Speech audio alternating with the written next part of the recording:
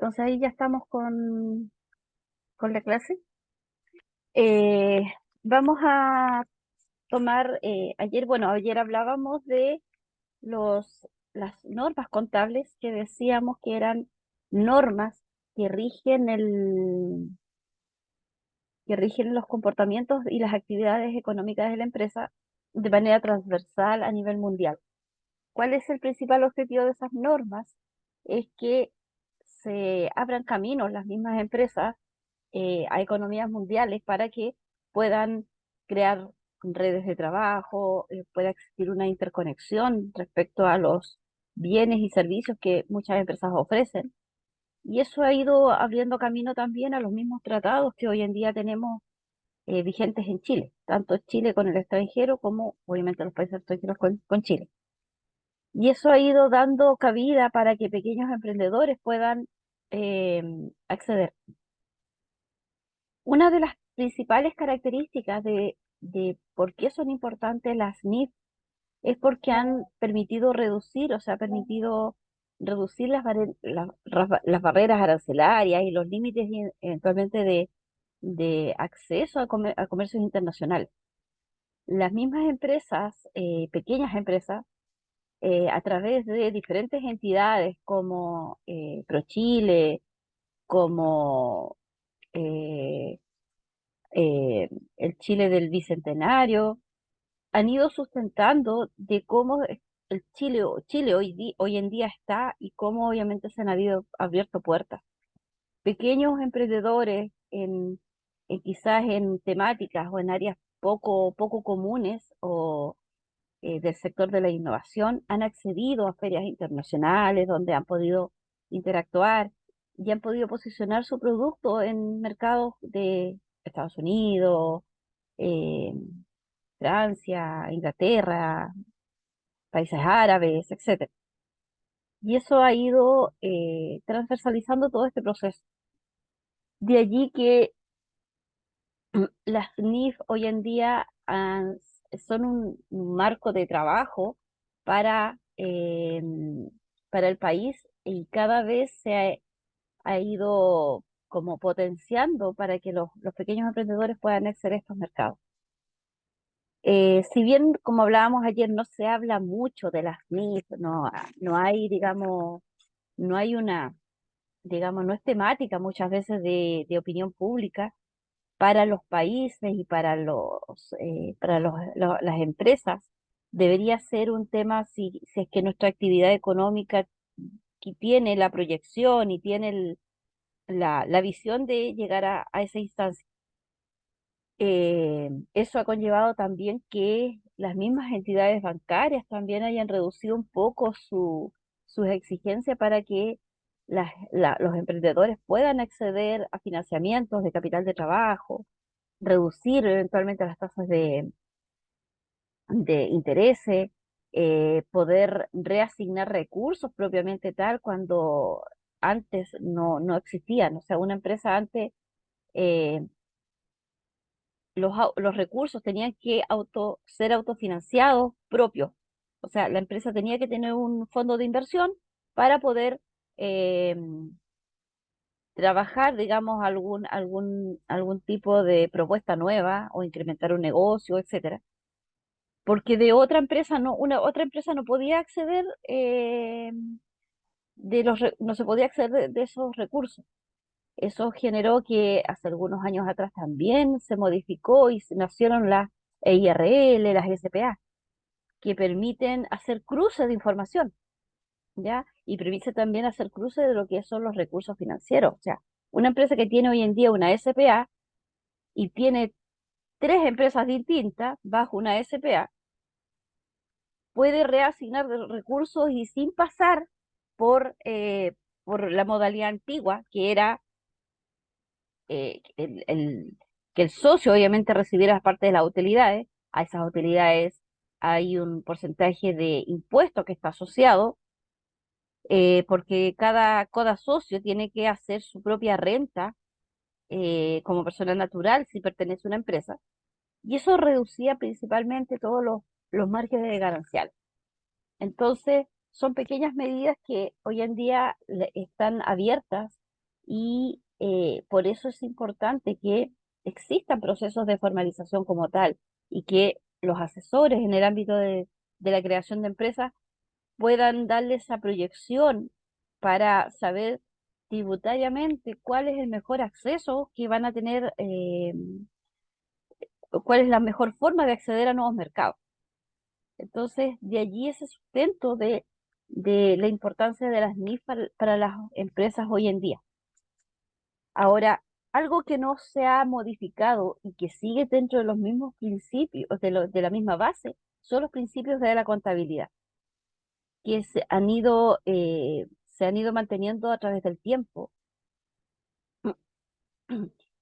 y permite que que estos principios regulen todos el quehacer, que es como se dice, o los hechos económicos que se dan dentro de un marco conceptual o un marco de trabajo predefinido.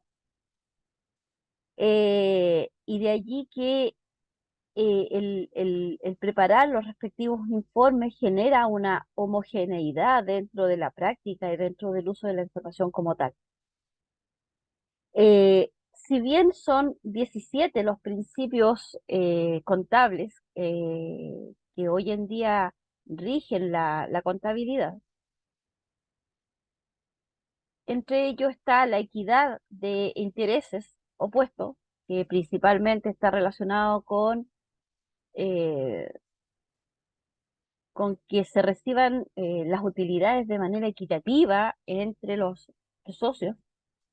El siguiente principio es la entidad contable, que es la característica que tiene del momento que se crea una empresa. La propia empresa toma sus propias decisiones y es autorresponsable de los compromisos que recibe. Y por lo mismo debe registrar sus propias operaciones como entidad propia. El tercer principio es eh, es el principio de empresa en marcha, así se llama, ¿ya? Que principalmente reconoce cuando una empresa inicia sus actividades como tal y permite la existencia permanente de deberes y obligaciones con todos sus representantes, ya sea entidades privadas, eh, clientes internos, entidades del Estado, eh, proveedores y acreedores, etcétera. Y eso permite que debe regirse por las normas del momento que se crea, por las normas que obviamente la misma empresa debe cumplir. El cuarto principio los bienes económicos, que principalmente está referido a los informes financieros se, que representan y detallan cada uno de los recursos que posee la empresa y que tiene disponibles para su propia organización y para poder desarrollar su propia actividad económica. Y al hablar de estos bienes que retiene la empresa, estamos hablando eh, de estos bienes que se les reconoce como activos hoy en día. Cuando hablamos de los activos, son los bienes que tiene la empresa y de allí que se transforman en bienes económicos para, porque de los activos que tiene una empresa siempre le van a permitir trabajar y desarrollar la actividad económica como tal. Por ejemplo, un vehículo. Una empresa que tiene un vehículo utiliza el vehículo porque eh, le va a representar la obtención de utilidades, ¿ya? O ganancias en un tiempo determinado. Eh, el siguiente principio está dado por la moneda común, que está dado por la uniformidad de cálculos que se realizan para que la contabilidad esté representada bajo un solo criterio de moneda. Esto se aplica principalmente para empresas que eventualmente tienen capitales, eh, digamos, financieros como binario. ¿Qué significa eso? Que eventualmente tiene capitales nacionales chilenos, o sea, el peso chileno, y eventualmente puede tener inversiones en Estados Unidos, ¿ya? Entonces, Los informes se hacen bajo un solo criterio de moneda, donde obviamente hay una, como le dijera, hay una duplicidad, digamos, del mismo documento, obviamente en el otro, en el idioma, en este caso inglés, ¿ya? Pero debe ser la misma información, no podemos hacer doble informe porque tenemos en Estados Unidos y en Chile, no, es un solo informe.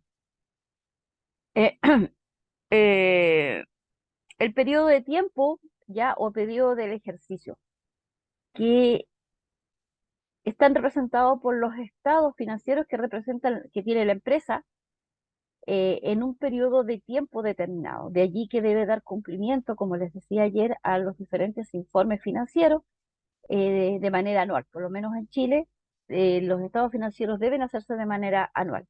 Pero existe otra eh, relación de hacer informes temporales, ¿ya? O de periodos menores para hacer eventualmente alguna especie de revisión o de algún cálculo correctivo sobre alguna materia en específica, ¿ya? Y de allí es donde nace también el principio de la, de la corrección, digamos, de los diferentes formularios 29, ya el formulario 29 el que se hace todos los meses, que cuando eventualmente tiene errores, se hace una corrección monetaria, ¿ya? Entonces, permite, los informes financieros, se permite hacer unas respectivas correcciones en periodos menores, y ahí es donde nace el tema de la corrección mensual. El principio del devengado. Este trata o analiza antecedentes de los ingresos y egresos que tenga la empresa. De allí que está representado por las variaciones del patrimonio y se considera esto en un tiempo, para un tiempo determinado del ejercicio, sin importar si estos fueron pagados o no. ¿Ya? ¿Qué significa el devengar? En un ejemplo práctico, el hecho de que una empresa eventualmente tenga, no sé, la adquisición de materia prima. Del momento que adquiere materia prima, es una transacción económica devengada. No importa si la hemos pagado o no, ¿ya? Pero el hecho de adquirirla ya se concreta el hecho económico, la compra. Eso es un Profesora, hecho disculpe que eso es la un hecho consulta. PPT de lo que usted está diciendo de los principios no hay, o usted lo Ay, está diciendo. lo, en el PPT no están, pero yo tengo ¿Mm? un detalle, digamos una hoja anexa de lectura donde cada hoja está, y esas también se las voy a subir ahora en el break. Ah, ok, ya, Se las voy a gracias, subir y ahí van a estar los 17 principios. ya, ¿Ya? gracias. Seguimos con, ya, en el devengado. Entonces, una vez que se concreta la compra de materia prima, es un hecho devengado, como les digo, porque está la compra, independiente si la factura, digamos, de la compra de materia prima se ha pagado o no, ¿ya? Entonces, cada hecho se devenga, y eso está dado por ingresos y egresos, ¿ya? Eh, la, la materialidad está dada por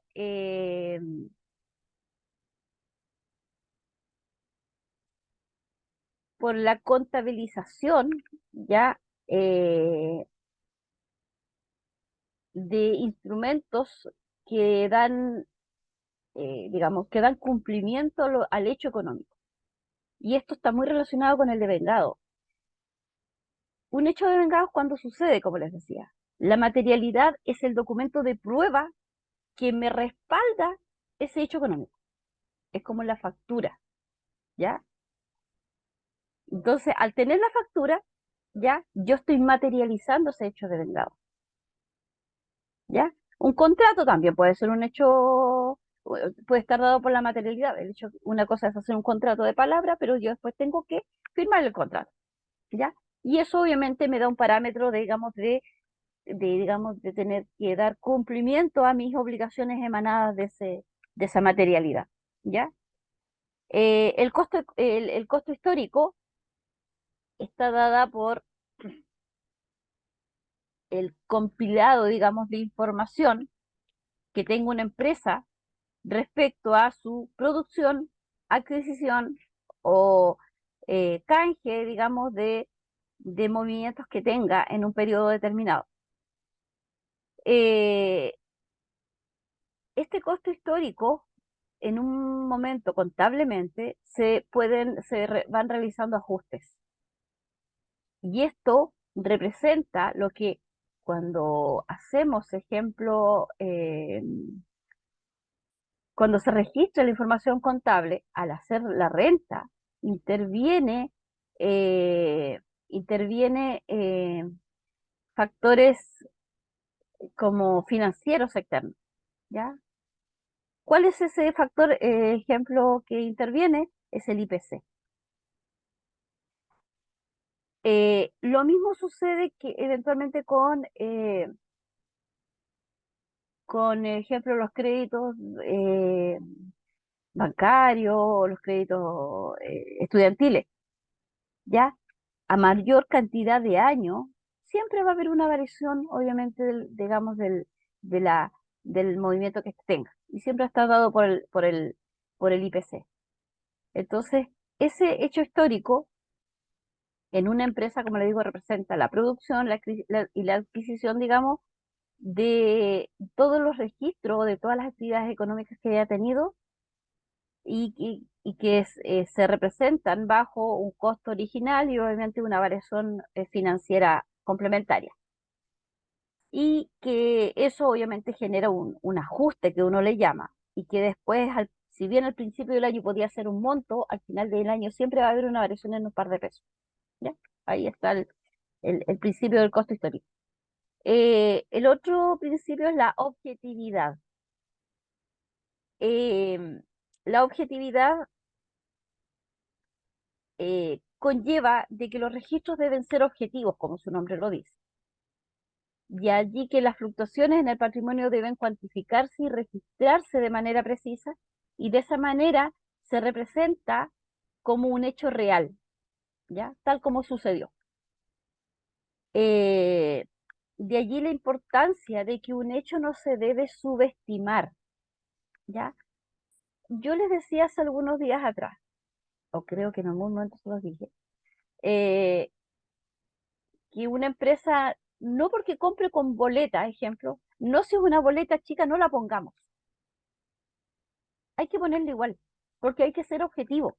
Y esa objetividad va a estar dada porque esa pequeña boleta chiquitita va, a pe- va a representar un movimiento en la cantidad de recursos financieros disponibles. Si esa boleta chiquitita la juntamos con otra chiquitita, con otra chiquitita, con otra chiquitita, no es un monto tan chiquitito. ¿Ya? Entonces, de allí el principio de la objetividad y de allí el principio de no subestimar hechos que eventualmente por ser menores no le vamos a dar la importancia, ¿ya? Porque siempre se va a representar va a entregar una opinión, obviamente, en este caso, subjetiva, ¿ya? Entonces tenemos que apuntar a lo que realmente nos interesa, ¿ya? Que es en este caso llevar nuestro orden contable de manera precisa. La importancia relativa. Aquí está dada por la función del contador principalmente de aplicar los principios contables que estamos detallando eh, y que estos puedan ser determinados bajo bajo un objetivo, una significancia precisa, ¿ya? De allí que el contador en este caso tiene que conocer la normativa eh, para poder identificar eh, por qué lo debe hacer de tal manera o cuál es la significancia que conlleva el tener que, no sé, registrar, no sé, los, los activos diferidos, ¿ya?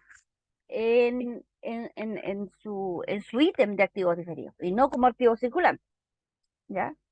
Porque el activo diferido, si bien es activo, es distinto a un activo circulante o a un activo fijo. ¿ya? Entonces, permite esa definición. Permítame un segundito, porque esta cosa se me va a descargar. Ahí, ahí sí, ya. Entonces, y ahí es donde eventualmente, como para fortalecer este tema de la significancia, el contador debe eh, ser bastante crítico, autocrítico en la forma de cómo hace las cosas. Y también que esté como apoyado o esté, y que haya una identidad, digamos, de respetar el trabajo de un contador como tal, ¿ya? Muchas veces los contadores pueden hacer bien un trabajo, pero muchas veces, no sé, si hablamos de un emprendedor, dice, ya, no, sí, ya, sí lo vamos a hacer así, pero resulta que después el dueño toma otras decisiones que tira por la borda todo el, no sé, pues, como el modelo ideal de cómo tenían que haber registrado ciertos hechos económicos, o en el tiempo que eventualmente tenían que haberlos comprado, ¿ya? Cómo eventualmente una compra, yo después puedo rebajarla en la forma de cómo la transcriba y cuál es el límite eventualmente para reducir impuestos. Entonces, cada cosa que diga un contador debe ser, debe tener el actuar pragmático del contador debe ser respaldado por, en este caso, el dueño de una empresa, ¿ya? El siguiente principio es la uniformidad. Eh, Conlleva a que los diferentes informes financieros deben ser cuantificados, o sea, detallados, ya con sus respectivos ítems y de respectivos datos numéricos de manera uniforme. No debe haber como duplicidad de criterio que generen doble, digamos, dualidad, digamos, de la información y eventualmente una superposición de la información que va a ser, que eventualmente va a ser extraída, ¿ya? Entonces los informes deben ser uniformes, ¿ya? Deben ser parejos bajo un mismo criterio y bajo una misma visión, ¿ya? Y si eventualmente cambian, eh, eventualmente porque no sé, algún acontecimiento genera esa dualidad, se debe hacer las respectivas como correcciones, ¿ya? Todo lo que se debe de cambiar, o sea, todo lo que se tendría que cambiar, se debe cambiar. No debemos quedarnos con el principio de todo lo que se tiene que se tendría que cambiar, mejor dejémoslo así, ¿ya? Porque a veces se piensa que por hacer un trabajo que eventualmente voy a irse por el camino más largo, quizás sea el medio más seguro y a veces no es tan así, ¿ya? Y eso conlleva que debemos ser específicos con la información que se va a trabajar. El siguiente principio está dado por el contenido de fondo en la forma. Eh, el contenido de fondo en la forma es la forma de cómo un hecho económico lo debemos enfocar para poder dar cumplimiento a la normativa legal. Si estamos, no sé, comprando un activo, el activo tiene que estar dado por, primero, un documento contable que es una factura. Y ese documento contable debe estar eventualmente ya, pensemos, a nombre de la empresa. Conlleva toda la regulación, digamos, y la respectiva documentación para que el vehículo circule ya de manera apropiada, o sea, con los sellos, con las patentes, con los permisos, ¿ya? Porque tiene un sentido de que yo tenga que yo como empresa compre un vehículo y que este vehículo sea nuevo. Ahora, a veces pasa que una empresa por X motivo compra o podría comprar un vehículo usado. pero también debe haber un cumplimiento legal. Yo no puedo comprar un vehículo para la empresa y comprárselo al vecino de la esquina. Tiene que ser en una empresa que me dé la factura, que eventualmente me entregue garantía, porque de esa forma yo voy a poder inscribir o registrar mi activo, mi vehículo, a la empresa.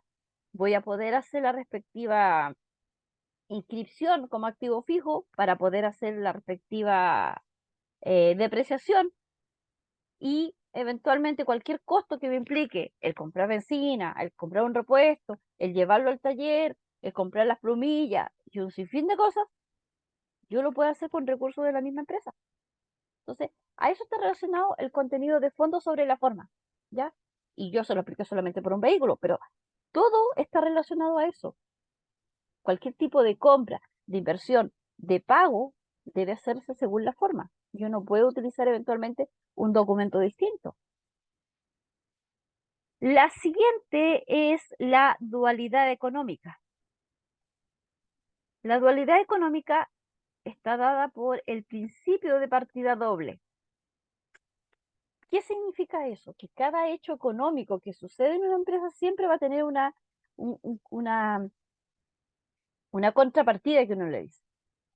En simples palabras, como hay muchos conceptos que no hemos trabajado, ya que lo hecho lo vamos a trabajar un poco más, casi al terminar este módulo, eh, pero el principio de la partida doble es que por cada hecho económico debe haber un documento que lo respalde, ¿ya? Pero este debe ser amparado por el registro en el respectivo libro, digamos, propiamente tal. Si yo estoy comprando, ejemplo, el mismo vehículo, yo lo compro con una factura, pero al momento de registrarlo en el libro de contable, digamos, tengo que poner la forma en cómo lo estoy pagando.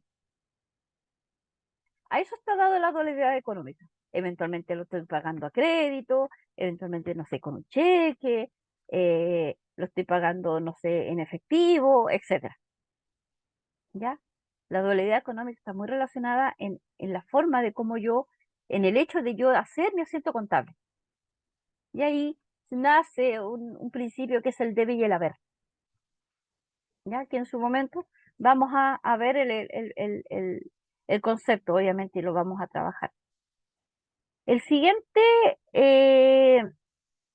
principio es la relación fundamental de los estados financieros. Esto está dado porque los resultados que se obtengan de la contabilidad emanada de los estados financieros deben ser presentados en forma integral y mediante un informe de situación financiera o un estado de cuenta que lo respalde. De esta manera, yo puedo dar fe y puedo demostrar cuál es la situación real de mi empresa. Cuando yo entrego el estado financiero, y hoy en día con la contabilidad electrónica, porque hoy en día el sistema contable es electrónico, por algo hoy en día existe la facturación electrónica, la boleta electrónica, es algo que es mucho más verificable, ¿ya? Y que es más real. Antes, cuando no existía la facturación electrónica, se podía, lo que uno decía, maquillar los informes financieros. Se maquillaba el balance, ¿ya? Se ponía de forma bonita y se obviaba o se omitía mucha información. Las empresas omitían mucha información porque eventualmente no le era conveniente ingresarla. Entonces, hoy en día, sí, podemos decir que hay una relación fundamental de los estados financieros porque es lo que es, ¿ya? Hoy día no podemos hacer tonto al servicio de impuestos internos. No podemos decir, no, si yo nunca compré esto, porque en el momento que yo estoy comprando me están haciendo la factura, el servicio ya sabe que tengo la factura. Y aunque yo lo quiera negar, está en mi propio registro de la empresa. Eh, el objetivo, la 16 sería el objetivo general de los datos financieros. Los datos financieros tienen una finalidad de servir de manera objetiva a la totalidad de los usuarios que requieran esa información. De allí que es importante que se aplique un lenguaje contable y prácticas contables de manera transversal. Entonces, conlleva mucho la interpretación de que las normas contables hoy en día son interpretadas de la misma manera a nivel mundial.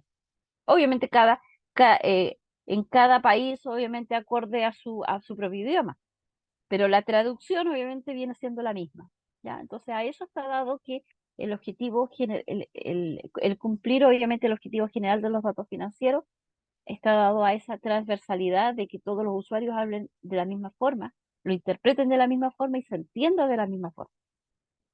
Y el último principio es la exposición. Esto tiene que ver con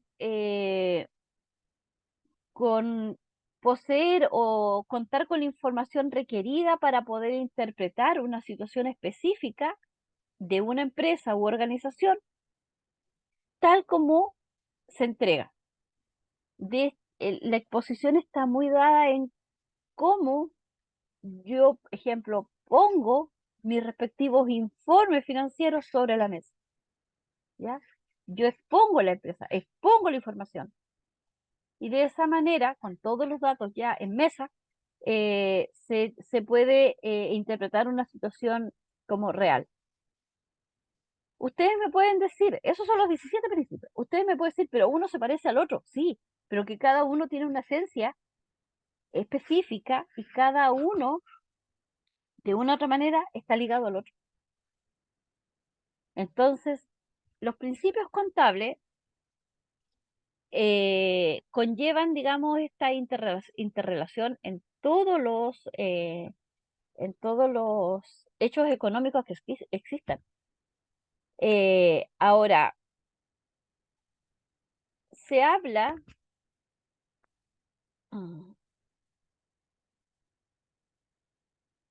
se habla eh, muchas veces no se habla de los 17 principios, pero siempre a veces rescatan o se rescatan ciertos principios que son como agrupados en tres grandes conceptos, que es el negocio en marcha o empresa en marcha, que nosotros lo mencionamos hace algún ratito, que es que la empresa al momento que se inscribe como un ente económico adquiere derechos y obligaciones.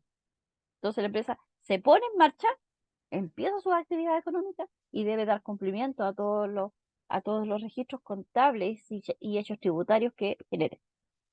El otro principio como relevante es el principio del devengado.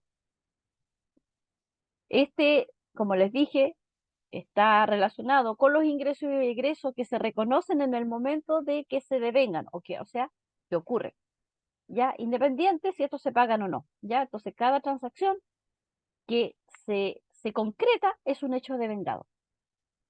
Y el otro gran concepto que también agrupa está dado por las características de la información, que conlleva características fundamentales que representan eh, la, la información o el detalle de información cualitativa, una representación fiel de lo que es la realidad, que permita que estos informes y la información contenida en ellos sea comparable, oportuna, verificable y comprensible. De esta manera se genera esa transversalidad de la información que les digo.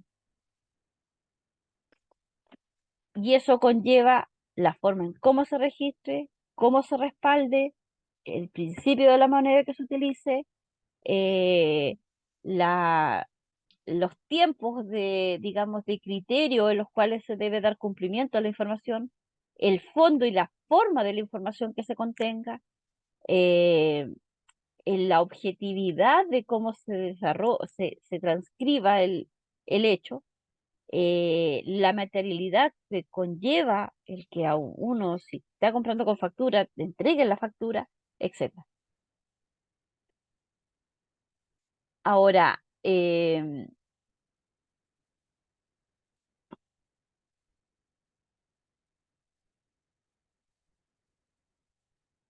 mm, mm, mm,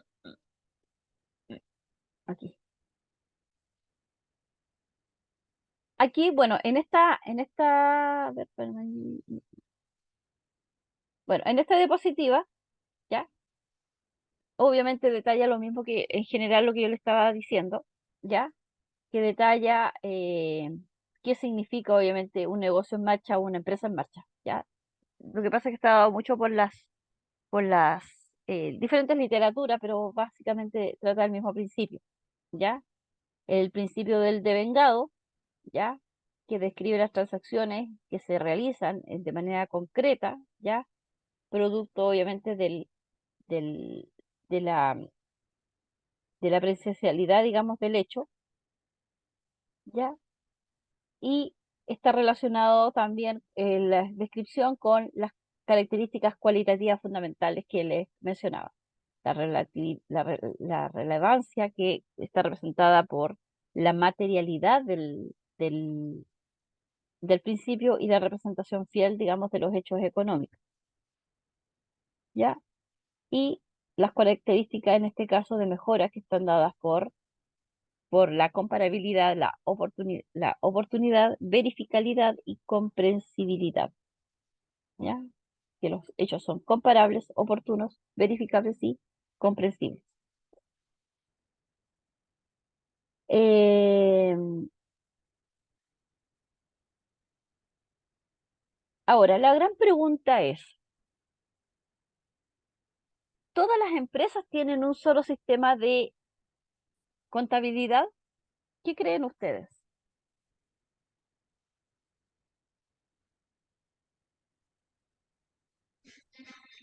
Yo creo que cada empresa tiene su propia contabilidad regida en los principios.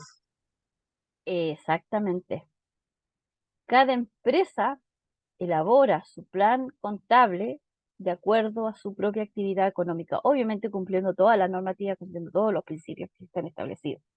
De allí que existe una contabilidad financiera que principalmente los trabajan entidades que trabajan el recurso financiero, bancos, cooperativas, eh, estos de financiera, etcétera. Ellos trabajan en una contabilidad 100% financiera. La contabilidad de costo está dada por las empresas que producen un producto o servicio, ¿ya? La contabilidad administrativa está dada por la información que, que el tipo de información que tenga la empresa y en cómo ésta se va a ir respaldando de manera administrativa para ir sustentando cada uno de los hechos económicos que éstas tengan. La contabilidad fiscal está dada por la contabilidad que tienen las empresas del ámbito público, que es un sistema contable distinto a lo que es la contabilidad del ámbito privado. Entonces, hablar de el sistema contable, cómo es un sistema contable, está dado mucho por el origen digamos, del rubro o del área productiva que la empresa tenga. Ahora, ¿cuáles son los objetivos de cada una de estas?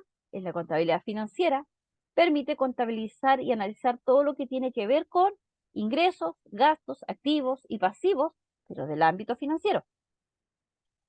La contabilidad, en este caso administrativa, se enfoca en lo que es gestión propiamente tal de la información, para que la empresa pueda establecer esos objetivos que respaldan cada uno de sus hechos y le permitan que que pueda tener un buen funcionamiento propiamente tal, cumpliendo todo lo que es el ámbito,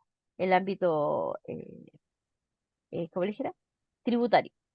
La contabilidad de costo, ya conlleva el establecer o determinar cuánto me cuesta producir una unidad de producto en un tiempo determinado, pero eso también me permite generar una proyección a futuro. O sea, si hoy estoy produciendo, no sé, X cantidad de unidades por X cantidad de, digamos, de moneda, ya de dinero, yo eventualmente puedo duplicar o puedo reducirlo.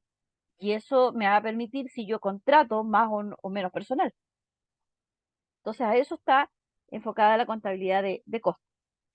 Y la contabilidad fiscal, obviamente, está dada por las, como les decía, las empresas del ámbito eh, público que deben regirse obviamente por un sistema totalmente distinto a lo que son el ámbito económico. Lo importante es que siempre se aplique una contabilidad enfocada en gestión, independiente de lo que se tenga, ¿ya?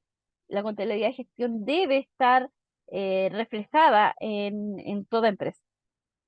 eh, que, que implica el poder registrar todo tipo de información, tanto financiera como económica que tenga una empresa, para poder tomar decisiones. Y de esta manera poder ofrecer esta información o poder entregar esta información a quienes lo requieran. Eh, y también me va a permitir poder establecer una situación real de cómo está la empresa hoy y generar factores comparativos, eh, comparables en el tiempo y poder hacer una respectiva corrección y o mejora a lo que a lo que hoy en día está sucediendo. ¿Para qué? Para que eventualmente, no sé, en un periodo de un año, eventualmente poder incrementar utilidades, margen de rentabilidad, eh, proyecciones de crecimiento, no sé, factores digamos, de incremento de flujo de caja, etcétera, ¿ya? O sea, el hablar de una contabilidad tributaria en su momento, pasando de una contabilidad, digamos, general a una contabilidad tributaria, me permite poder analizar la información bajo ciertos indicadores que en su momento, de hecho, no es algo que uno pase en el curso, pero uno llega a analizar la información después contable a través de ratios financieros, que bajo ciertos indicadores de la información contenida en los respectivos informes, yo puedo saber qué tan factible es que eventualmente arriesgarme o no arriesgarme a un proyecto de inversión. Y ahí estamos hablando de información mucho más macro, mucho más compleja. Entonces, ¿cuál es la base de esto? Parte porque cada hecho que sucede en una empresa yo lo debo registrar. Y parte por la forma en cómo la información yo la detallo. Si una información dentro del departamento contable o el contador que se tenga contratado de manera externa no registre la información tal cual sucede, todo va a ser un supuesto, todo va a ser irreal y obviamente no voy a poder generalizar el criterio de trabajo que yo debería aplicar. Así que a eso nos lleva lo que es la contabilidad de manera general. Y se cumple el principio de lo que significa la contabilidad en sí, que se habla como o se le denomina a una disciplina que permite medir, comparar, interpretar y analizar toda la información financiera que tenga una empresa, con la finalidad de poder evaluar el desempeño y poder tomar decisiones a quienes los necesiten, o esas decisiones sean tomadas por quien requiera dicha información. Y de esta manera generamos la, la veracidad, digamos, de los hechos propiamente tal. Entonces, la puerta de entrada de todo esto es el contador, pero confiar en él. Podemos tener un contador, si no lo confiamos, es mejor que lo cambiemos, porque la responsabilidad propia de una empresa parte por el responsable de una empresa no es el contador, es el dueño. El contador va a hacer lo que el dueño quiera. Si el contador dice, tenemos que darnos vuelta de cabeza y el dueño no quiere, bueno, la multa le va a llegar al dueño, no le llega al contador. Entonces, de ahí un poco el principio. Entonces, cuando eventualmente, si trabajamos en el departamento de contabilidad y decimos, pero pucha, es que el contador está haciendo esto, ¿qué? El contador sabe por qué.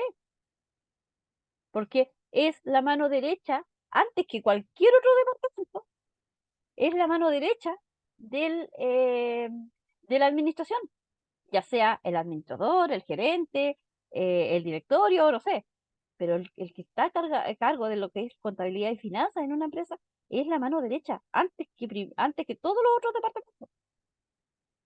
Entonces, Eh, alguien creo que me decía ayer, ¿cómo yo puedo saber llevar una contabilidad? No recuerdo quién era.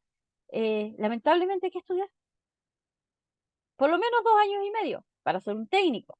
Ahora, si yo quiero hacer algo más, eventualmente manejar de mejor manera una carrera profesional, ingeniería comercial, inversión y finanzas, contador auditor. Esas son las carreras que me llevan a este mundo, digamos, de la inversión, ¿ya? Del tema contable, el tema tributario, ¿ya?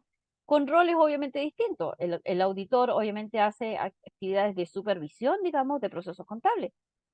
El contador es el que está ahí peleando con la compra, con el pago y con la conciliación bancaria todos los días y todos los meses.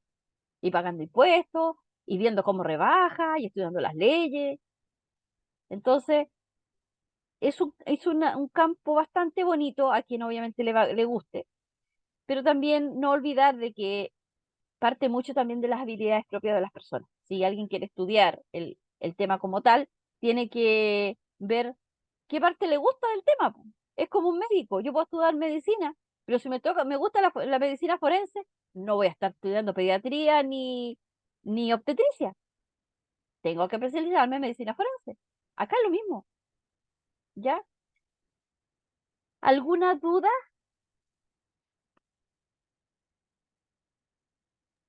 Sí, profesora, yo tengo una duda. Es que lo que pasa es que yo estaba buscando en internet lo que usted hablaba de los principios contables y a mí me aparecen 15. No sé si Es estará que, bien. es que en algunas literaturas, a ver, algunas literaturas hablan de 12, otros de 15, pero sí, los principios son 17. Lo que pasa es que como se parecen unos son muy parecidos a otros, a veces los suprimen, pero los principios son 17. Ah, ya, ya, muchas gracias. Yo, yo les voy a subir, miren, ahora ya estamos llegando bueno, son las 11:05, ¿ya? Yo voy a cargar el PPT, este que es el que hablamos, voy a cargarlo ahora, le voy a subir una hoja de lectura, digamos, de los 17 principios con, digamos, la definición de cada uno, ¿ya? Para que lo tengan de respaldo.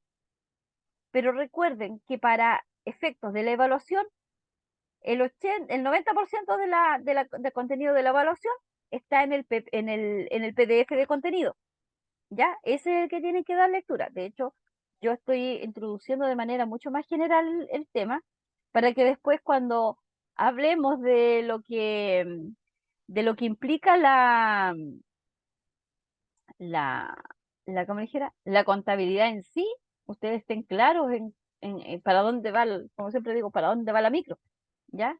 No puedo estar hablándoles de activo y pasivo si no saben qué es un sistema contable, ¿ya? Así que a eso está referido.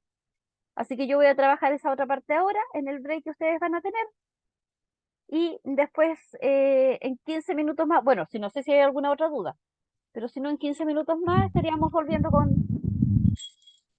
la Profe, clase. Marcelín, hola, Mayerlin Álvarez. dígame. Profe, nuestro control va a ser teórico o práctico de esta Todo materia. teórico. A ver, todos los controles o todas las evaluaciones son teóricas y son eh, desarrolladas en la misma forma que los otros dos módulos que hicieron antes. Preguntas técnicas. No va a haber ni ejercicios, ni cálculos, ni nada de eso. Por eso yo cuando hagamos un ejercicio prefiero ocupar tiempo en clase para desarrollarlo, analizarlo, volverle a dar las vueltas que tengamos que darle, ¿ya? Porque si ustedes dan lectura, solamente hay planteamientos en el PDF de contenido, y ese es el principio. Y además, las horas de trabajo son tan pocas las horas de clase para yo poder seguir eventualmente rebundando en ciertas cosas. Entonces, le doy importancia eventualmente a temas con mayor relevancia y los de menor relevancia los paso y de una u otra manera la información va a estar contenida en el PDF.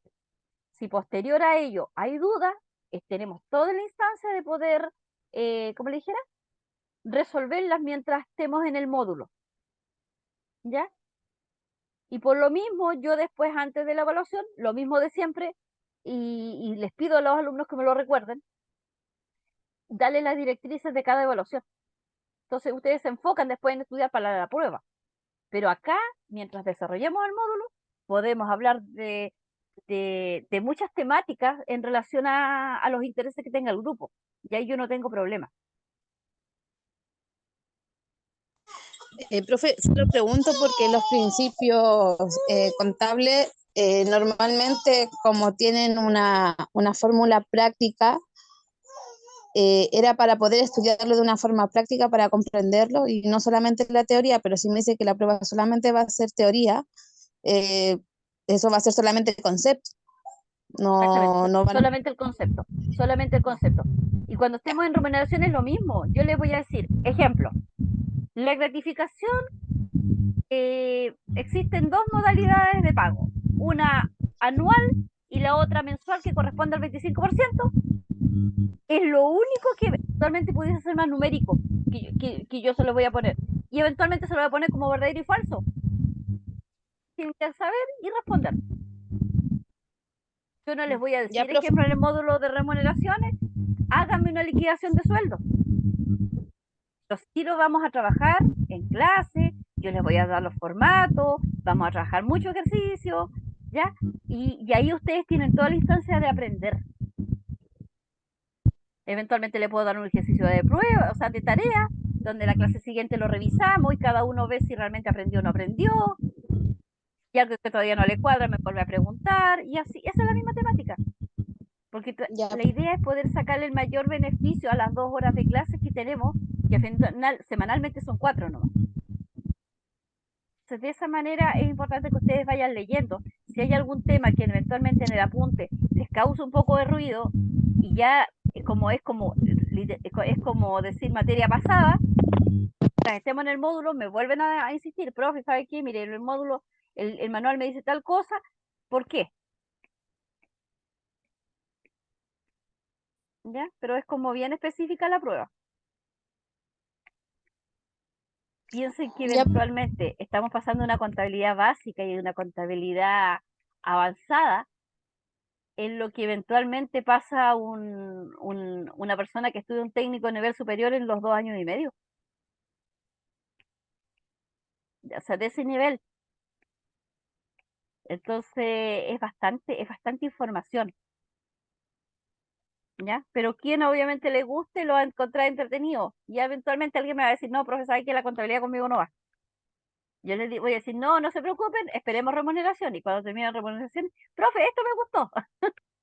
Pero la idea de estos cursos es que ustedes tengan directrices generales a qué nos referimos cuando hablamos de estos temas. Y eso obviamente también les sirve como conocimiento. Si bien eventualmente no les va a gustar la contabilidad como tal, pero sí van a saber la teoría y no van a andar tan perdidos cuando eventualmente tengan un informe financiero en la mano. Y van a decir, ah, este es un balance y no es una declaración de impuestos. Porque pasa de repente que yo tengo un papel, lo leo y no lo entiendo. Yo, profesora, generalmente tomé este curso, no, a mí me gusta remuneraciones, yo hago generalmente todo lo que es recursos humanos, pero tomé este curso para ver si me enamoro de contabilidad, para darle impulso a mí, sí, a ver si puedo estudiar el próximo año contabilidad, pero va a ser básicamente si, en realidad nunca me ha gustado mucho contabilidad, pero voy a ver si es en este momento así como que es distinta mi apreciación con la contabilidad.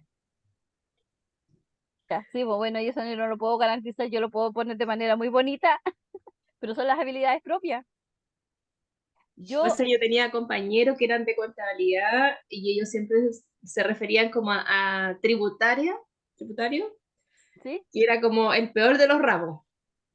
sí, no, tributaría. Yo, ya eso iba yo con lo que le decía, iba a decir, yo, bueno, el tema para mí, soy ingeniero comercial. Yo podría estar en una gran empresa con un gran cargo, pero me gusta esto, me gusta esto, nada que hacer. Entonces sí manejo Yo, ciertas temáticas. yo también egresé de ingeniería comercial, pero me dediqué a recursos humanos. Ese es mi ámbito más. Entonces quiero ver ahora si es que me sigo especializando en eso o me voy directamente por la contabilidad. Sí, pues ya ahí, bueno, vamos a ver qué tanto cambio tiene la Margarita ahora con su auto desafío que tenga, ¿ya? pero al final siempre ustedes tienen que seguir lo que realmente les gusta. Ya hay cosas que de repente, por más que en la vida uno trate de, digamos, de lidiar y aprender y todo el tema, a veces no nos da nomás, ¿ya? Pero es una instancia para que ustedes realmente se den cuenta qué capacidades tienen en cuanto al conocimiento. ¿Ya? Ya, ¿alguna otra duda?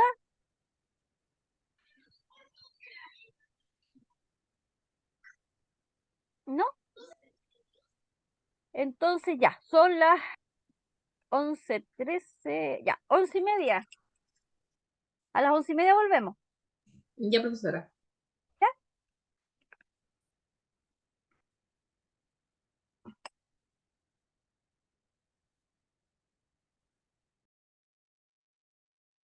¿Estamos de vuelta? Yo sí. Se me había pasado la hora. Estaba cargándole el material. Así que revisen la plataforma. Está la clase de ayer, está el PPT, está la guía de lectura de lo que de los principios de contabilidad. Ya, profesora. ¿Ya? Así que con esa parte ya estamos listos. Me faltaría cargar la clase que en la tarde pretendo cargárselas la que estamos haciendo en este momento. Hola, profesora. Eh, Qué bueno que nos avisa, me pasó algo divertido. Es que estaba en clase y justo vinieron a censar y cuando volví ya estábamos en recreo. Yo decía, no. Pensé que me estaban llamando para venderme algo, no sé, frutilla, lo que sea, y no era el censo, así que me quedé amarrada ahí un buen rato. ¿Cuánto rato tuviste? A mí parece que todavía no vienen a mi casa y como yo no estoy en la semana, entonces estoy perdida. Uy, sí, justo me encontré con ellos. No, qué mal. Pero si van, le van a dejar un papelito. Y ahí usted se tiene que censar solita. Entrar a la página y hacerlo solito. Ah, ya. Ya sí, porque no he recibido nada y yo no he estado toda la semana. Bueno, de hecho, de aquí 2 semanas más todavía no voy a estar en la semana, así que me toca salir a terreno en la semana, así que llego tipo 6 de la tarde a mi casa. Pero los No, vecinos avisan también cuando pasan. así. Mm, sí. Sí, es solo un papelito porque si no hay una multa ahí es grande la multa. O sea, no sé, sí, pues no sé, eso es entendible, Sí. ¿no? Si mientras no ven, o sea, mientras no me multen, y mientras no me avisen, yo voy a No, andar perdida, pero. pero falta tiempo porque yo, por ejemplo, la vecina de al lado nos salió y se estaba duchando, entonces nos escuchó que estaban llamando. Y luego ella salió a tender la toalla y dije, vecina, ¿están censando? No salió. Y la niña que estaba conmigo le dijo, no, ya después vamos a pasar en 2 meses más por acá. Ah, ya, tú ya tenemos harto entonces. Sí, hay harto tiempo todavía. Sí, y el día parece martes, miércoles, jueves se había caído el sistema del censo, así que tampoco pudieron censar. Así que yo creo Ya, que si esto en su día se van a ir corriendo. sí, pues, de ahí lo más Ujú. probable. Ya, pues gracias por la información, andaba totalmente perdida yo como estoy en mi casa. No, qué vergüenza. Dije, voy a salir, voy a decir, no, no quiero nada y no, no, no fue posible. A ver, se entiende. Ya, vamos a trabajar. A ver, espérenme un segundo. Déjeme ver ahora el PDF de contenido que está en la plataforma. ¿Dónde estoy? Aquí está, ya. Se me perdió la plataforma. Se me perdió la plataforma. Ya. Bueno, en la plataforma hay dos PPT. Uno habla sobre un poco el origen y la evolución de la contabilidad, que es bastante simple, que es el que está cargado, y después está el PPT que trabajamos ahora, ¿ya? Ahora, según digamos, el desarrollo del contenido, vamos a analizar el organismo regulador, obviamente, el ámbito tributario, que en este caso vendría siendo el tema del Servicio de Impuestos Internos. Eh, ¿Dónde estoy? ¿Dónde estoy? ¿Qué parte estoy yo? Acá. En el PPT, después de los tipos de contabilidad de la página 7, o sea, perdón, del PDF de contenido, en página 7, habla de los tipos de contabilidad, ya que está referida a, la- a los- al a lo que recién estábamos hablando de la contabilidad financiera, la administrativa, la de costos y la fiscal. Y después nos debemos enfocar en los deberes y los derechos de los contribuyentes. Así que en este ratito que nos queda, voy a hacer una introducción general a lo que es el Servicio de Impuestos Internos, que es como la primera materia. Ya en la próxima clase vamos a analizar, digamos, las regulaciones que obviamente emite el mismo Servicio de Impuestos Internos en materia contribuyente. El Profesora, servicio de... Sí, y ahí vamos a ver el F29. sí, la próxima clase, si alcanzamos, vamos a analizar el formulario 29 y 50 para identificar los tipos de impuestos que tiene cada uno, ¿ya? Después, bueno, la temática va así. Después de analizar, bueno, primero es obligaciones y derechos tributarios, referidos a lo que es el Servicio de Impuestos Internos. Conceptología, ver que el tema de cumplimiento, que es una amonestación, notificación, todo ese lenguaje de repente un poquito complejo que se da. Posterior a ello, vamos a analizar el ámbito, digamos, tributario mensual, que es el tema de cálculos de impuestos, formulario 29, formulario 50. Vamos a hacer cálculos de lo que es de determinación de impuestos mensuales, formulario IVA, o sea, perdón, impuesto IVA, impuesto PPM. Y después vamos a analizar una declaración de formulario, ¿ya? Para que ustedes determinen después de haber calculado el impuesto y haber pagado el impuesto, cuál es la información que me entrega el formulario respecto a la base imponible, los créditos, los débitos, como la estructura, digamos, de un formulario 29. Y después de eso, ya nos vamos a ir al ámbito un poquito más de los informes financieros propiamente tal, que es un balance, que es un estado de flujo de resultados, la estructura, por qué la información va así, va así, y, digamos, analizar el concepto de activo, pasivo, patrimonio, por qué tiene que ir en ese orden. Y hasta ahí ya estaríamos con lo que es contabilidad básica. Después, en contabilidad avanzada, retomamos el principio de activo, pasivo y patrimonio, lo detallamos mucho más en detalle, vemos cuenta y ahí ya nos vamos directamente a un hecho económico, hacer el asiento, hacer la T, determinar saldo, y ahí ya nos vamos directamente digamos, al registro contable como tal. ¿Ya?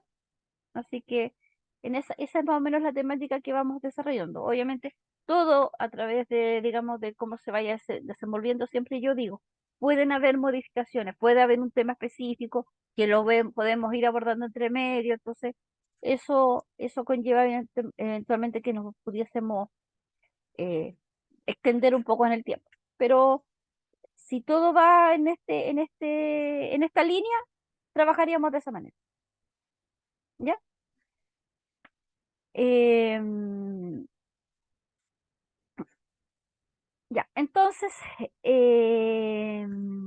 ¿a dónde voy? Acá, ya me perdí, ya me perdí, ya me perdí, ya me perdí.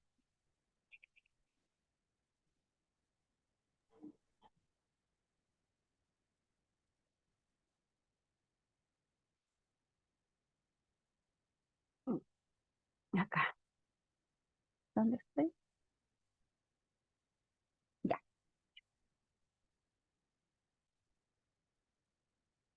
Primero vamos a definir qué es el Servicio de Impuestos Internos.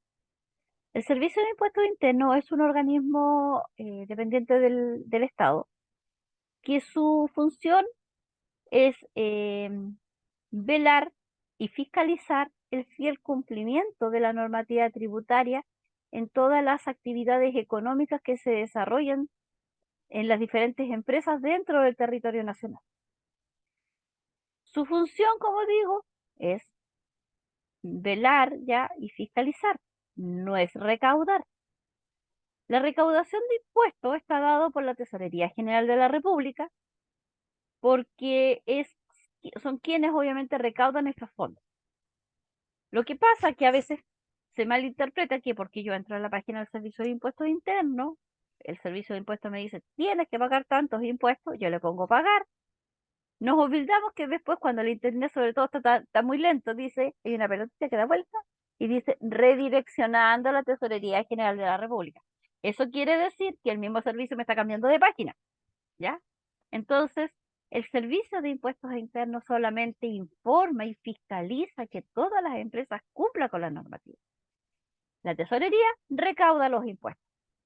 Entonces, ya con este alcance, nos vamos a ir a analizar por qué es importante que el Servicio de Impuestos Internos desarrolle su labor fiscalizadora. A veces pasa y se presume que porque yo tengo una empresa no voy a, mientras yo venda tengo que pagar impuestos. Y eso no es así. Ya como lo dijimos en el bloque anterior, una empresa asume obligaciones del momento que se inscribe en el Servicio de Impuestos Internos. El Servicio de Impuestos Internos, al nombre que yo le puse a mi empresa, le da un RUT y adquiere derechos y obligaciones. De allí que es en la instancia de que la empresa se pone en marcha y comienza esta obligatoriedad ya de dar cumplimiento a las obligaciones fiscales que establece el artículo 1 de la Ley Orgánica del Servicio de Impuestos Internos, que dice que el Servicio de Impuestos Internos fiscaliza, digamos, todas las actividades económicas que emanan o que generan eh, venta, ¿ya? O utilidades, porque de ellos se establece, digamos, la obligatoriedad de pago de impuestos. De allí que es carácter, digamos, y interés del fisco que se pueda realizar la función, porque es la única forma de que la administración del Estado pueda recaudar los dineros que necesita para la administración estatal, propiamente tal. Entonces, eh, de allí que en el artículo 6 también de la misma normativa señala que es el director del Servicio de Impuestos Internos como de los directores regionales los que se encargan de dar fiel cumplimiento a esta normativa. Entonces, en las dependencias o en las entidades, digamos, en las sucursales del Servicio de Impuestos Internos, los funcionarios cumplen directrices que el mismo director, en este caso regional, les informa. Y el director tiene facultades, en este caso, de interpretar y aplicar la normativa tributaria y poder hacer cierta, digamos, cierta aclaración de cómo obviamente estas se pueden aplicar. De allí que el mismo Servicio de Impuestos emite circulares. Esas circulares no es una ley que haga el Servicio de Impuestos Internos, sino que es un documento que la única finalidad es darle una interpretación mucho más normal o coloquial que sea entendible para todos. Porque no todas las personas o no todos los contribuyentes manejan el ámbito tributario.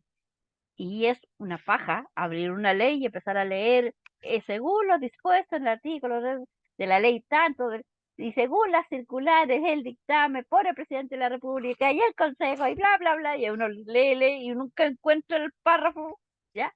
Entonces, hay que entender un poco la estructura. Y al final, para que no se vuelva latoso, el Servicio de Impuestos Internos emite estos circulares, que son como la interpretación a una ley específica, que todo el mundo la va a entender. Y así el contribuyente no puede alegar desconocimiento o que no entiende una ley. Pero todas esas son atribuciones que el mismo director del Servicio de Impuestos Internos va entregando para que se genere esa claridad y de una u otra manera eh, se genere la uniformidad y el acceso a una información clara, precisa, oportuna para todo quien compete dar cumplimiento a estas obligaciones.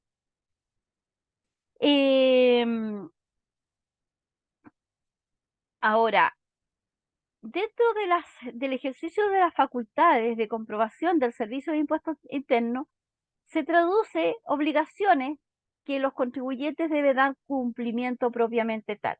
Y entre esas está el famoso y tan temido concepto o palabra o término de fiscalización. dicen fiscalizar y digo, "Ay, ¿qué hice si yo no hice nada? ¿Ya? Y le tenemos un poco de temor. Pero la fiscalización no es algo que tenga que ir y eventualmente me van a acusar propiamente de tal de algo, sino la fiscalización es un trámite más entre todo lo que hace el Servicio de Impuestos Internos para determinar si el contribuyente ha ido cumpliendo o no de manera cabal su obligación tributaria. Obviamente, como yo siempre digo, el que nada hace, nada teme. Entonces, pero el Servicio de Impuestos Internos tiene que fiscalizar, porque para eso fue creado. Ahora, el instaurar ciertos criterios y cautelar el correcto uso y aplicación de la normativa, obviamente también va a ir generando, digamos, pagos oportunos o recaudación oportuna de los respectivos impuestos. Es por ello que el Servicio de Impuestos Internos revisa toda la información contenida en este caso de los contribuyentes. Y el ojo, y de hecho está más aplicado o está más, ¿cómo dijera? Está más acucioso en los contribuyentes de primera categoría que en los de segunda.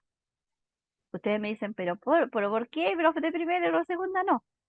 Porque los de primera son los que tienen mayores actividades económicas, o sea, mayor movimiento, digamos, contable financiero. Los contribuyentes de primera categoría, para quienes no sepan, son aquellas personas naturales o jurídicas que hacen que digamos, desarrollan una actividad económica, donde una de sus obligaciones es declarar e informar los hechos económicos que tengan relación con el IVA, con el impuesto al valor agregado. Esto es IVA. ¿Qué significa? Que yo puedo emitir una boleta o una factura que al final abajo me dice neto IVA total. Esos son los contribuyentes de primera categoría. Los contribuyentes de segunda categoría son las personas naturales que ejercen una actividad económica desde el punto de vista intelectual. Son quienes pueden emitir una boleta de honorarios. Y la boleta de honorarios dice abajo, ya se me olvidó la parte de atrás. Dice total, ya se me olvidó. Espérame. Pero en vez de impuesto dice retención, por si acaso. Esa es la única diferencia. El impuesto en sí, para un contribuyente de segunda categoría, dice retención, que todos los años se modifica. Hasta hace algunos años atrás era el 10%. Poco a poco se empezó a modificar la normativa, ha ido incrementándose anualmente en un 0,75. Hoy en día la retención es del 13,75, ¿ya? Y ese es el impuesto que se calcula o que se autorrefiere del monto, obviamente, detallado como neto, pero no dice neto, dice otra palabra, ya se me olvidó. Hago todos los meses boletas de honorario y se me olvida. Permítame un segundo que aquí lo accedo a mi registro interno. Acá. Abrí cualquiera nomás porque si no me voy a.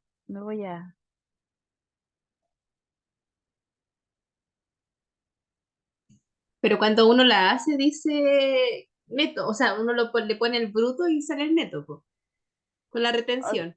sí, sí, pero la boleta cuando yo le emito dice total honorarios como neto, después dice impuesto retenido, ya que en este caso el 13,75 y abajo dice total.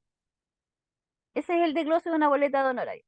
Además, para efectos de, digamos, de identificación, el mismo documento en una esquina, así como arriba, dice el tipo de documento. Si es factura electrónica, si es, no sé, pues boleta electrónica, si es boleta de honorario, si es guía de despacho y el sinfín, digamos, de documentación que un contribuyente se ve acogido.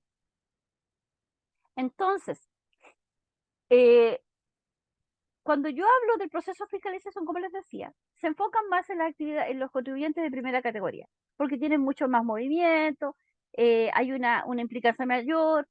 Los contribuyentes de primera categoría son ellos los que tienen que declarar y pagar impuestos, distintos a la situación de de la segunda categoría, que a veces es el mismo contribuyente el que hace su pago de las retenciones y a veces lo hace la empresa de primera categoría, ¿ya? Entonces, por eso no se le da tanto seguimiento a los de segunda categoría por lo mismo, ¿ya? Y por eso el foco principal está en los contribuyentes de primera. Entonces, cuando se realizan estas auditorías, es, es una auditoría tributaria que lo único que busca es si la empresa ha ido dando cumplimiento a los tributos que le competen según su actividad económica. Y obviamente que esto se constate en exactitud, o sea, que sea el monto que corresponda. De allí que existen procesos de fiscalización masivos. ¿Qué es un proceso de fiscalización masiva? Muchas veces las dependencias del organismo de impuestos internos realizan planes de trabajo para un determinado grupo de contribuyentes que a través de digamos, de un proceso un poquito más estructurado, se decide fiscalizar actividades económicas de un área en específica.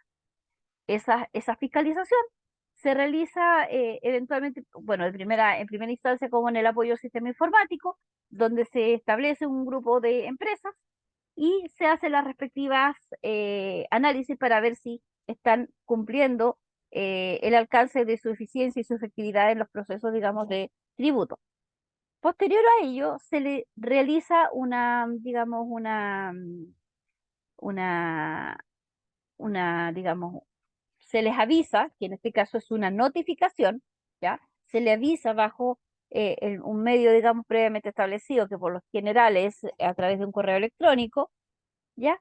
Que están siendo parte de un proceso de fiscalización masiva y ciertas instrucciones respecto a cómo se va a hacer este proceso de fiscalización. De allí que anualmente el Servicio de Impuestos Internos fiscaliza 1,5 millones de declaraciones de renta anuales, o sea, es 1,5 millones de empresas, ¿ya? Porque cada empresa después tiene que hacer su respectiva renta. Entonces, se conceptualiza, digamos, los procesos de declaración de renta, la fiscalización. Esta información se detalla y se determina si realmente las empresas de un sector económico están dando cumplimiento o no. Eh, de este tipo de fiscalización, un 10% debe concurrir a una dependencia del Servicio de Impuestos Internos y eventualmente llevar todo el detalle de información, de libros, de registros de, no sé, de boletas, de factura, no sé, eh, balances, eh, libros auxiliares, un sinfín de documentación que según el tipo de temática ya se le determina. Y allí ese porcentaje, digamos, de contribuyentes se le revisa la información y siempre pasa que pudiese el Servicio de Impuestos Internos determinar una inconsistencia. ¿Qué significa eso? Si ve algo que están así como más o menos, ya, a este lo llamamos lo notificamos para que vaya a las dependencias del Servicio de Impuestos Internos. Entonces, ahí el mismo contribuyente tiene que llevar toda la documentación. Si eventualmente hay alguna discrepancia, le va a dar un plazo para decir, ya, necesito los comprobantes de pago de estas compras. Y él literalmente tiene que ir y demostrar que tenía la plata y que pagó, ya sea con una tarjeta de crédito, de débito, de efectivo, un cheque, etcétera. ¿Ya? Entonces de esa manera se realiza el proceso de fiscalización, en este caso masiva. Pero las selectivas son planes de trabajo también, pero que la finalidad es poder determinar em, cómo está trabajando ciertas empresas en específico eventualmente de una comuna. Este proceso de fiscalización selectiva es más baja, ¿ya? Pero constituye eventualmente mayor trabajo. Dentro de este contexto, lo único que se persigue es poder determinar por qué eventualmente la empresa, no sé, tiene esa inconsistencia o está eventualmente, no sé, comprando mucho, vendiendo poco. ¿Ya? Quizás hay un error eventualmente en que no está entregando boletas de servicio en el momento que vende. Y eso puede conllevar que inclusive un fiscalizador del Servicio de Impuestos Internos puede estar afuera del local y puede preguntarle a cualquier persona que salga del local, disculpe, ¿usted compró ahí? Sí, muéstrame su boleta. Es que no me la dieron. Ya, no se preocupe, vaya nomás, no se preocupe, muchas gracias. Entra para adentro y empieza la credencial. Se presenta y le pide lo mismo que una fiscalización, o sea, que una visita de la dirección del trabajo a una empresa cuando están pidiendo contratos, finiquitos y tal. Ya, aquí pasa lo mismo. Y la dependiente del local no puede decir, no sé, es que llámeme su jefe, es que no lo puedo llamar. Y obviamente ahí se transforma en ser cómplice. Y eso es muy malo. Entonces, cuando un trabajador literalmente no tiene idea, lo primero que tiene que hacer es llamar al jefe. Jefe, mire, ¿sabe qué? Tengo el servicio de puesto interno aquí, ¿puede venir? Listo. Y me lavo las manos. Si el jefe no quiere salir, ya es un tema del jefe, ¿ya? Pero nosotros como funcionarios o como trabajadores de una empresa no podemos hacer generarnos o generar algún obstáculo que implique eventualmente una obstrucción al proceso. Entonces, ¿qué es lo que se hace ahí? Ya obviamente se pide el antecedente y obviamente se les deja notificado para que presente la documentación. Y sobre la misma después va a venir la feroz multa, sí o sí, porque ya tuvimos a un cliente que estaba afuera y que dijo que no le habían dado boleta. Entonces, esas son las situaciones que eventualmente pueden pasar cuando son selectivos. Y estos procesos selectivos pasan muchas veces porque una persona X puede hacer una denuncia anónima al Servicio de Puestos Internos. ¿Sabe qué? Profesora, Tal pero, pasa esto. profesora, pero hay muchas Dígame. veces, por ejemplo, ahora uno emite boletas electrónicas. Las típicas boletas que uno las hace a través ahora de un dispositivo.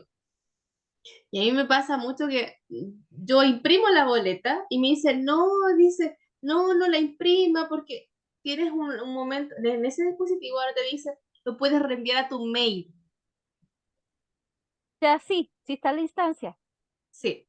El tema es que él puede decir, saliendo, la persona puede decir, no, me dieron boleta, pero es porque él no quiso que uno le imprimiera el comprobante, pero la boleta en sí se emitió porque se emite a través de este dispositivo y a veces no se imprime. Porque ahí te pregunta, ¿quiere imprimir o no quiere imprimir o desviar al correo electrónico?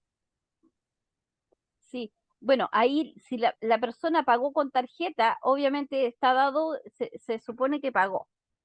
Y si la persona pagó en efectivo, obviamente la forma de verificar es que si yo supe a la hora, minuto y segundo que salió el cliente, ya al momento de ingresar reviso la máquina. Y eventualmente si es, no sé, hace 15 minutos atrás, o sea, el que estaba adentro, no le dieron la boleta. Entonces sí hay un filtro, pero ahí tiene que ser muy exhaustivo eventualmente, por eso le digo, con la hora, los minutos y casi los segundos. Porque supone que un cliente paga y más de, no sé, por más de 30 segundos no está adentro, porque la típica, uno paga, ya chao, hace como ya el tiro, me voy. Uno eventualmente más se demora que la misma transacción esté cursada y que la máquina diga aprobado o pagado. Y después de eso yo literalmente me doy la media vuelta y salgo, ¿ya? Lo que Pero pasa como es el que la máquina que nosotros utilizamos en Pulpe da ¿ya? boletas por efectivo, por débito y crédito. O sea, da todas las boletas, sí o sí. Ya, sí, ya, sí, Pero está la opción de imprimir o no. Pero sí. por ejemplo, pasa que yo trabajo con mis papás en una empresa familiar en este momento y yo hago todas las boletas. Porque nos pasó en algún momento, años atrás, cuando yo era más chica, yo trabajé en Santiago después, claro, porque salió una persona y él me dijo, no, no me dé boleta y entró al fiscalizador, nos multaron.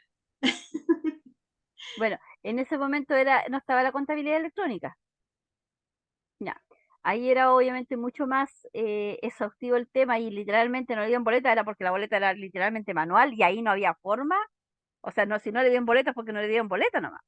Pero ahora sí está esa instancia que se puede filtrar eventualmente esa instancia.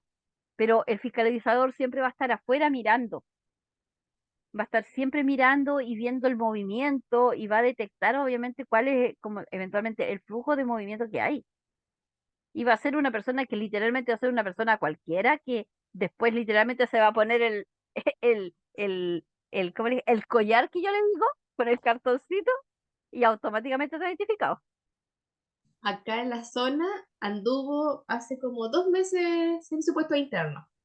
No pasó por nuestro local, pero sí fiscalizó a varios residentes que tenían una maquinita pequeñita. Como pequeñita que esta no te daba boletas, pero sí era como débito y no hacía las boletas. Y a eso ya les los multaron a todos. Sí, lo que pasa que miren, y mire, disculpe que me voy a pasar unos minutos y de hecho no me había dado cuenta, pero el alcance que hace Margarita es bastante válido porque eh, esa maquinita chiquitita se compraba, antes se compraba, pero no estaba vinculada al servicio de impuestos internos. Hoy en día, todas esas máquinas tienen un, digamos, un dispositivo, digamos, de identificación. Entonces, si yo hoy en día uso esa máquina y no tengo inicio de actividades, de manera indirecta el servicio de impuestos internos me hace inicio de actividades. Y queda un registro de ventas de esa maquinita que llegado el momento me llega la notificación. Tiene que pagar tanta cantidad de impuestos por el uso del dispositivo iPod, que tanto, tanto, tanto.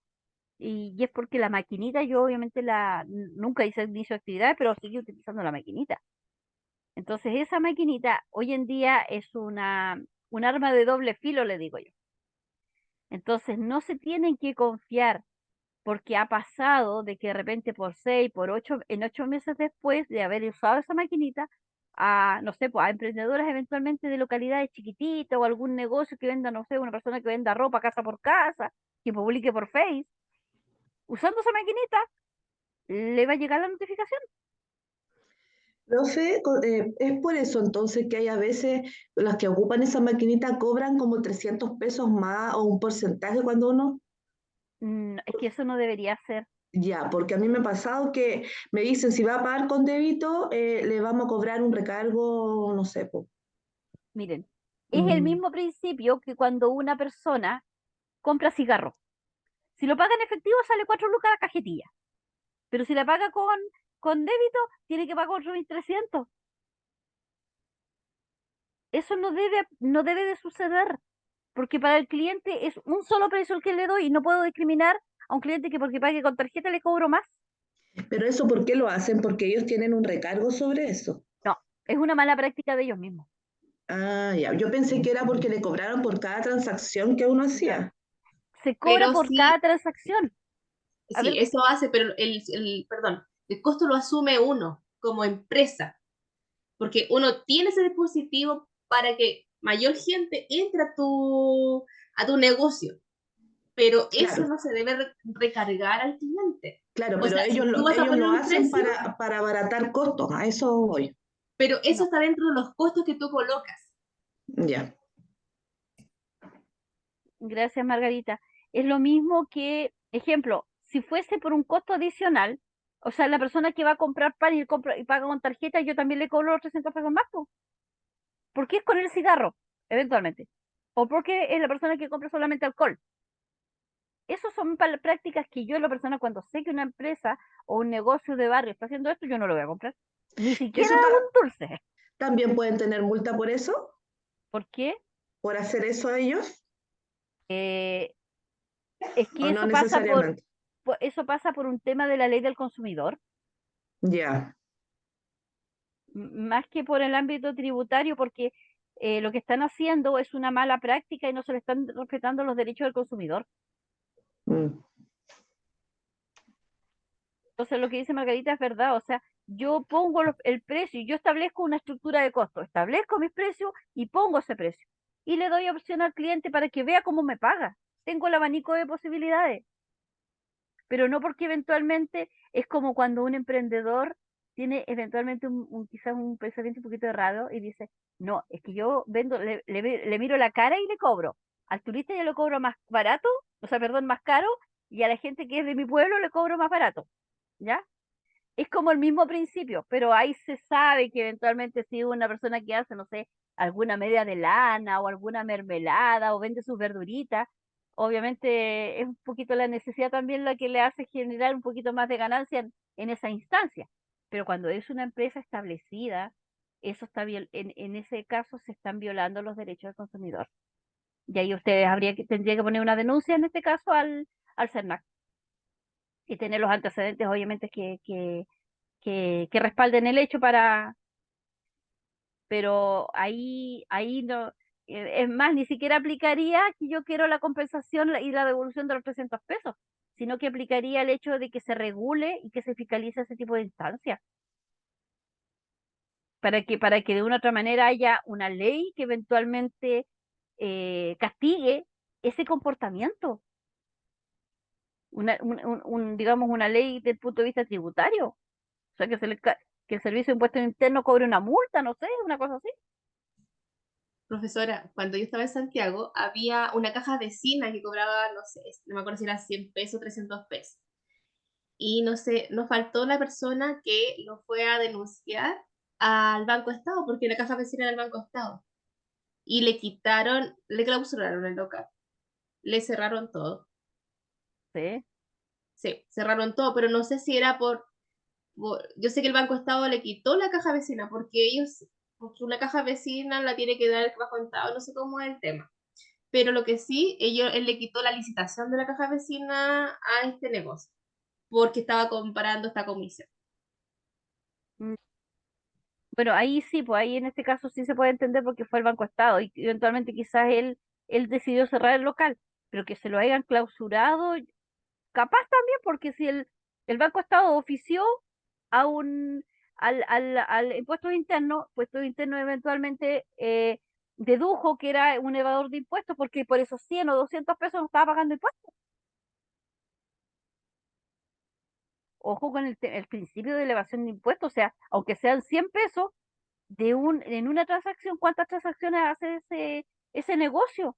¿Y cuántos negocios del mismo sector lo hacen?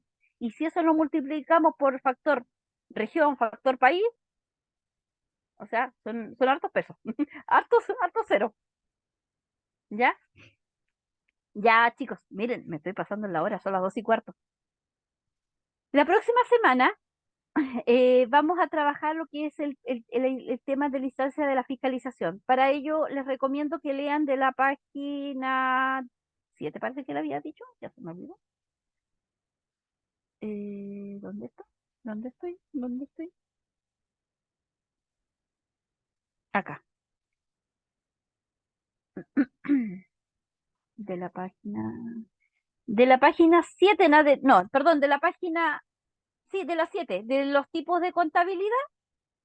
Tomemos ese subtítulo, ya que es un párrafo y de ahí viene de la 8 en adelante, para que puedan leer todo lo que es el tema tributario del punto de vista de la fiscalización, por lo menos hasta la 12, ¿ya? Porque después de eso viene el principio de los libros contables, ¿ya? Entonces vamos a ver si abordamos la próxima clase todo el ámbito tributario del Servicio de Impuestos Internos. Si alcanzamos, tomamos libros, si no, lo hacemos para la subsiguiente semana, ¿ya? Así que yo más tarde les cargo la clase de hoy día para que puedan revisarla y con eso ya nos estaríamos viendo el próximo viernes, en este caso. ¿Ya? Así que eso sería. No sé si hay alguna duda adicional. No. Yo, profe, con relación a la evaluación de este módulo, ¿Ya? ¿Qué necesitas saber? la fecha, La fecha. Ya. Vamos a verlo al tiro. Si lo quieren que lo veamos al tiro, lo vemos al tiro. Voy a cotejar la asistencia. Bueno, y ahora hay menos. No te la actualice, sí, no te había más que. Mm,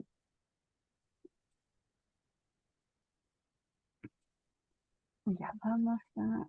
Cotejo la asistencia, después vemos fecha de la evaluación propiamente tal. Ya, tengo presente a. Voy a nombrar a todos los presentes para que eventualmente si hay alguien que no nombre, porque tengo que revisarlo acá.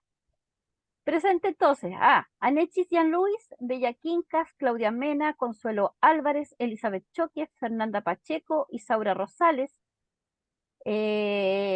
Lucía Ruiz, Margarita González, Marlene Cid, Mayerlin Álvarez, Olga Muñoz, Viviana Borges, Yana Alviña y Yana Duriao. Esas son las personas que tengo presente. ¿Hay alguien que no haya nombrado? Profesora, en el chat hay, dice Luciana que se tuvo que retirar a las, no sé, lo puso en el WhatsApp. Ya, pero Lucía la tengo presente. A ver, espera. Aquí. Profesora María Valenzuela, Ya. María Valenzuela, María. o Paula Valenzuela, no sé cómo. María Valenzuela. Ya, Está presente gracias. entonces María Valenzuela.